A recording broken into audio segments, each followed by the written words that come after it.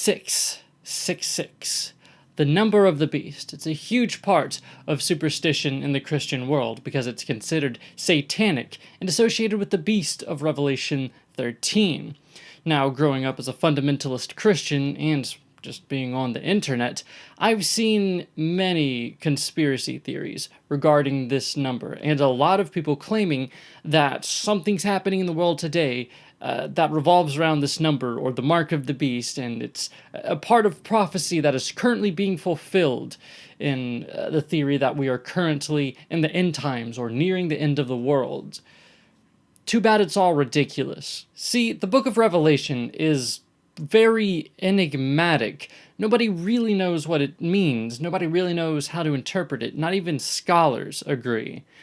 So, in essence, we don't really know what this number or beast was supposed to mean. But I find the preterist view particularly interesting. See, they believe that this beast and his number represented the ancient Roman Emperor Nero. See, in the ancient Greek and Hebrew languages, letters also served as numbers, so you could add up the letters that made up a word or phrase in a code called gematria. Now, Nero's Greek name, when translated into Hebrew, added up to the number 666. Not only that, but his Latin name, when translated into Hebrew, added up to the number 616, and we have found a number of ancient manuscripts of the Book of Revelation that have the number of the beast as 616 instead of 666. And it's not clear which one came first. Revelation 13 also tells us that no one will be able to buy or sell without the mark of the beast, and in ancient Rome, all of their coins had their emperor on it. Now, there's more supporting evidence for this hypothesis, but there are other views and interpretations as well, and needless to say, the modern conspiracy theorist view is not the most founded one. And anybody that's using the number 666 knowingly in a scary way is kind of just trying to be edgy. Now, I'm about to respond to some videos and arguments that are admittedly pretty old, and you may have even seen some of these debunked by others, but stick with me. I think that it's kind of interesting, and it's something that I've heard all the time growing up and still occasionally comes up today. So let's start off with the old tale of 666 in barcodes. I find it extremely interesting that the UPC barcode, as designed in 1973, was coincidentally designed around the number 666. Every UPC is made up of numbers and bars. The bars themselves also have a numerical value. Notice that the bars on the left, in the middle, and on the right of the code do not have numerical values underneath them. However, the other bars all do. So by comparing these three bars at the beginning, the middle, and the end with numbered bars, it is clear that those dividing bars always represent the number 6.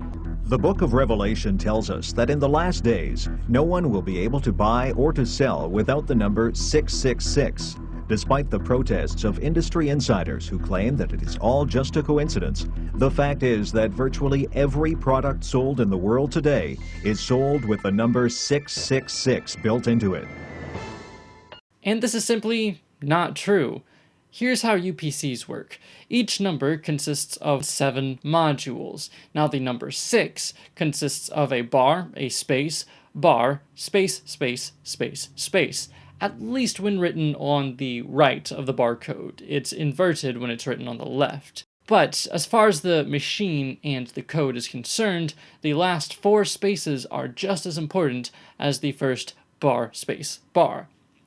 Now, let's look at the guard patterns. The start and end guard patterns consist of 3 modules, a bar, a space, and a bar. Now, this may look similar to the number 6, but it is not the number 6, and it's not even a number since it consists of less than 7 modules. And the same thing goes for the middle guard pattern, although it consists of 5 modules, a space, bar, space, bar, space. So this is not the number 666, but it's just a bit of coincidence. Now, this conspiracy theory usually goes a bit further and speculates about the future of RFID chips, insisting that we will be forced to be implanted with microchips in order to make purchases. But I'll just leave it at this. This is nothing more than speculation. There's no way that we would be forced to be implanted with pretty much anything, and they've been insisting on this conspiracy for a long time, as if it's prophecy coming true, and it hasn't happened. And I mean, this number and mark isn't even necessarily the important part of this excerpt from the Bible. If I were a Christian, I would focus more strongly on the fact that you would be forced to worship someone or something under penalty of death. And then this whole Mark of the Beast fiasco goes on. I would be focusing on the forced worship and looking out for that, because that would be fulfilling of the Bible prophecy. I mean, don't take it from me. Take it from this Christian site. Scripture reveals that the mark of the beast is tied closely to worship.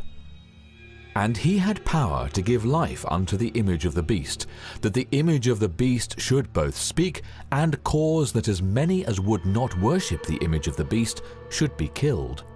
And he causeth all, both small and great, rich and poor, free and bond, to receive a mark in their right hand or in their foreheads, and that no man might buy or sell, save he that had the mark, or the name of the beast, or the number of his name.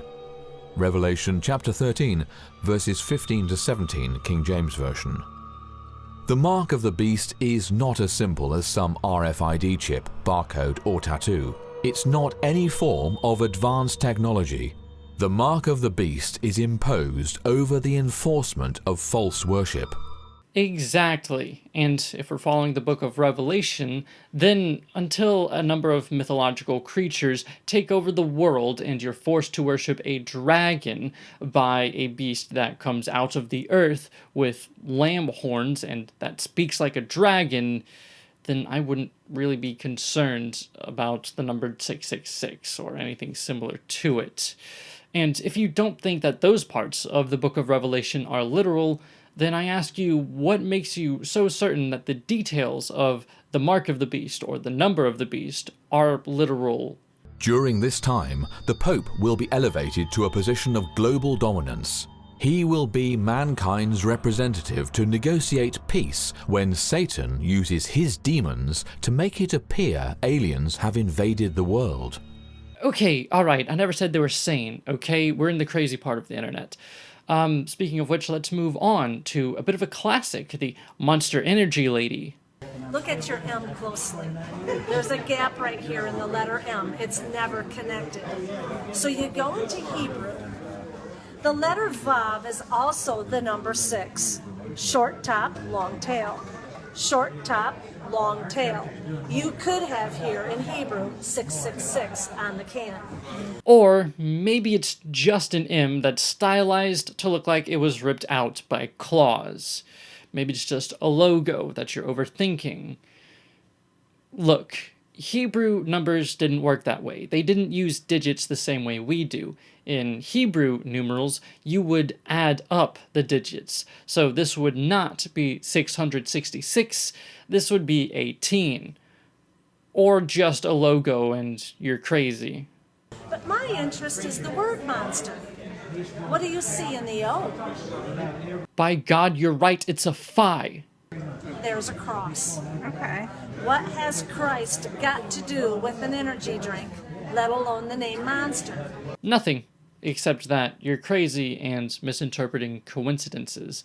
Here's that name again. The top of the O is flattened in order to keep it consistent with the rest of the logo. See, a cross is a pretty simple geometric shape, and it's pretty easy to accidentally include it into a design without intending it to be a Christian cross. This is just a logo, and I think it's a pretty good one. Is there another agenda here? If God can use people and product, so can Satan. And look at it this way. Even if the M was not the issue, you cannot deny that that is a cross. Actually, yes, I can. can. And what is witchcraft? When the cross goes upside down, bottoms up, and the devil laughs. Something to think about. Wow. Right, so the Monster Beverage Corporation has slipped some satanic imagery into their products as part of their master satanic plan to, I don't know, get a few chuckles. Look, you're not going to allow Satan into your home by having a can of an energy drink. You're afraid of harmless things. Well, not entirely harmless. Energy drinks are incredibly unhealthy, but still, we don't need to bring Jesus into everything. Now, another tired old argument from crazy people revolves around this sign. Now, if you're sane, this means okay, or that something is really good, or depending on the context, that you're about to get punched. But to crazy people, this is a satanic Illuminati gang sign that is comprised up of 3 6s, the number of the beast. And the same thing goes for the Google Chrome logo. Okay, that last one is a bit of a joke, but it highlights what's going on here.